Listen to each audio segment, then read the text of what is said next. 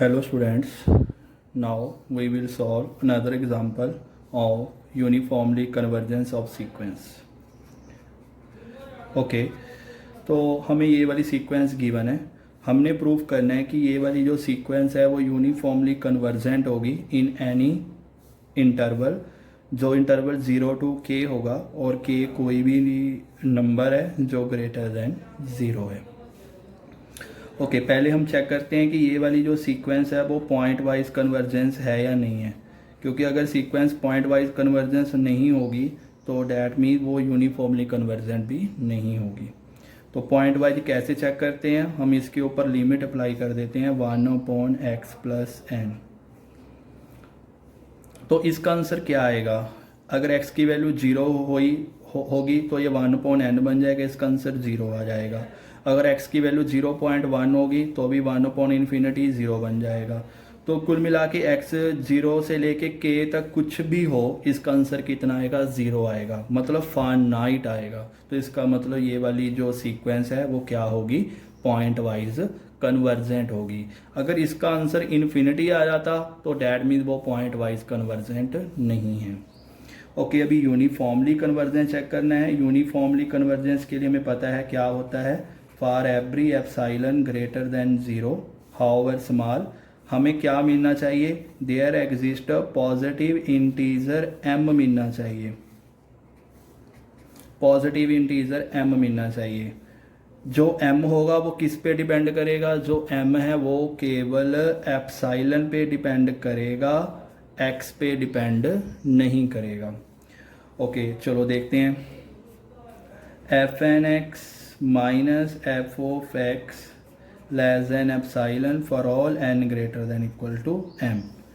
Okay तो what is fn(x)? fn(x) हमारे पास क्या बनेगा, क्या गिवन है हमें, 1/x + n। What is f(x)? जो लिमिट आती है हम उसको f(x) बोलते हैं। ये किसके इक्वल आई है, 0 के। ओके तो बेसिकली ये क्या बन गया, 1/x + n less than epsilon, क्योंकि x भी पॉजिटिव है, 0 से k के बीच में लाई कर रहा है, n तो नेचुरल नंबर को बिलोंग करता है, तो डैट में ये सारी एंट्री पॉजिटिव है। तो 1/एप्सिलॉन is less than x + n, तो डैट मीन x किससे बड़ा आ गया, 1/एप्सिलॉन, सॉरी n किससे बड़ा आ गया, n बड़ा आ गया 1/एप्सिलॉन - x, इससे बड़ा आ गया। ओके क्या हमें इससे बड़ा नंबर मिल सकता है, क्या हमें इससे बड़ा कोई पॉजिटिव इंटीजर मिल सकता है। इंटरवल क्या है हमारे पास, 0 to k है, बिल्कुल मिलेगा, क्योंकि जैसे जैसे मैं x की वैल्यू बढ़ाता रहूँगा ये कम होता रहेगा, जैसे जैसे मैं x की वैल्यू बढ़ाता रहूँगा ये कम होता रहेगा। और इसकी मैक्सिमम वैल्यू किस पॉइंट पे होगी, इसकी मैक्सिमम वैल्यू होगी 0 पे, क्योंकि जैसे जैसे मैं x की वैल्यू बढ़ाता रहूँगा ये कम होता रहेगा। मैक्सिमम वैल्यू किस पे होगी, 0 पे होगी। तो क्या उससे बड़ा मुझे कोई नंबर, उससे बड़ा कोई मुझे पॉजिटिव इंटीजर मिल जाएगा, बिल्कुल उससे बड़ा मुझे पॉजिटिव इंटीजर मिल जाएगा। तो इसका मतलब क्या होगा कि ये यूनिफॉर्मली कन्वर्जेंट मिल गया। क्यों, क्योंकि मुझे x जब 0 और k के बीच में लाई करेगा तो उस यानी कि मैक्सिमम वैल्यू क्या बनेगी, 1/एप्सिलॉन - 0, डैट मीन्स कितनी बनेगी, 1/एप्सिलॉन बनेगी। क्या उससे बड़ा मुझे कोई पॉजिटिव इंटीजर मिल जाएगा, हमेशा मिल जाएगा, बिल्कुल मिल जाएगा। और ये वाला इसको हम क्या बोलेंगे, m बोलेंगे, क्योंकि m जो है वो केवल किस पे डिपेंड कर रहा है, केवल एप्सिलॉन पे डिपेंड कर रहा है, x पे डिपेंड नहीं कर रहा। तो इसका मतलब ये हमारे पास सीक्वेंस क्या बन जाएगी, यूनिफॉर्मली कन्वर्जेंट बन जाएगी। क्यों, क्योंकि मुझे हर एक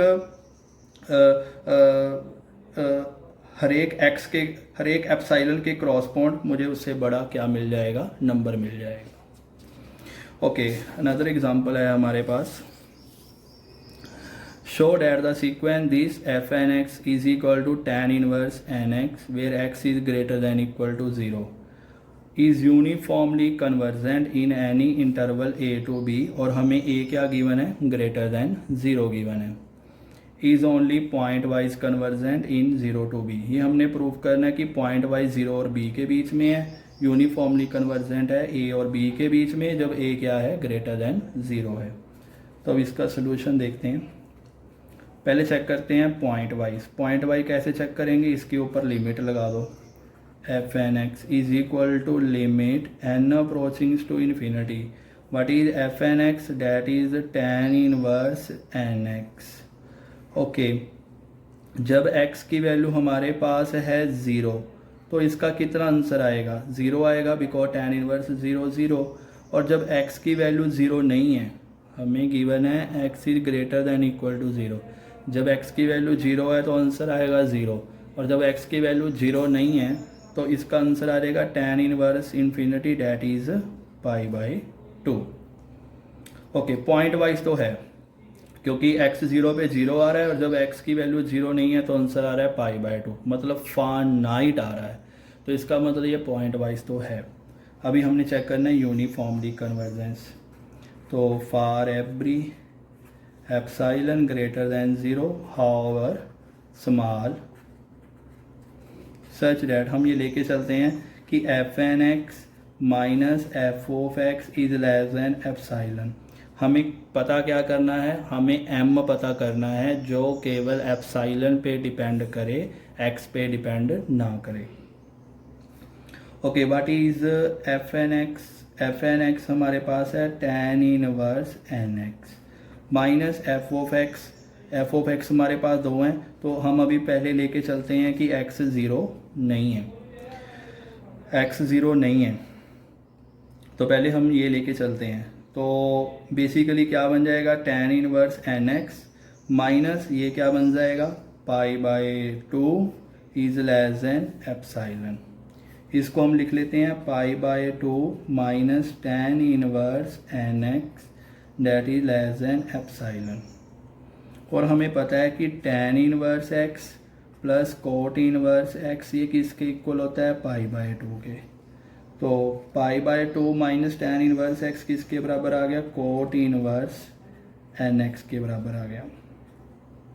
okay, that is equal to, अभी ये किसके इक्वल आएगा, cot inverse N x is less than epsilon, तो that is cot inverse N x is less than epsilon.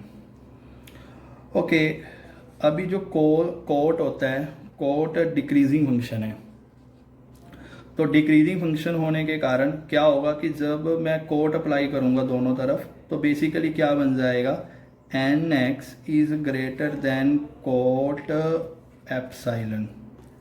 I repeat, because cot is a decreasing function, तो cot decreasing function है।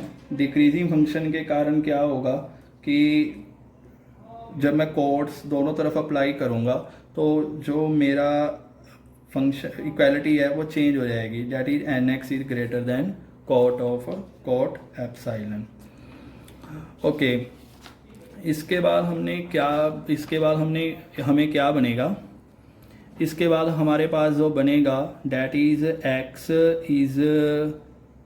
N is greater than cot epsilon by X, N is greater than cot epsilon by X. Okay, तो ये हमारे पास बन गया। अभी चलो suppose करो पहले मैं इंटरवल लेके चलता हूँ a टू b और a मेरा क्या है ग्रेटर देन 0 है। अगर मेरा a ग्रेटर देन 0 है और ये क्या होगा, जैसे जैसे मैं x की वैल्यू बढ़ाता रहूँगा ये कम होता रहेगा, तो डैट मीन इसकी मैक्सिमम वैल्यू किस पॉइंट पे आएगी, इसकी मैक्सिमम वैल्यू जो आएगी वो a पॉइंट पे आएगी, a पे आएगी, इसकी जो मैक्सिमम वैल्यू वो a पे आएगी। ओके, मैक्सिमम वैल्यू ये वाली आ गई, इस पे आ गई।